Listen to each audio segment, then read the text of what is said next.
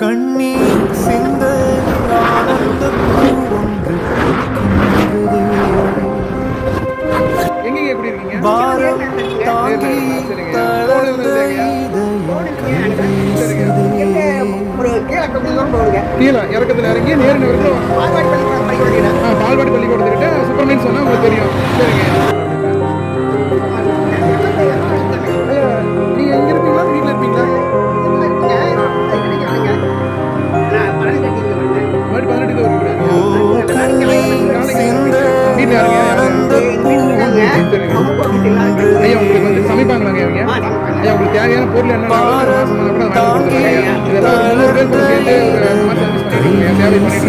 உங்களுக்கு வந்து தேவையானது நம்ம சைக்கிள் 2 நாள் வாங்கிட்டு போறாங்க. வீட்டுக்கு வந்து பார்க்கணும் மளிகை பொருள் என்ன தேவையோ 2 நாள் 3 நாள் நம்ம வந்துடுறாங்க. சனிக்கிழமை வந்துடுறாங்க. கண்டிப்பாக வந்துடுறாங்க.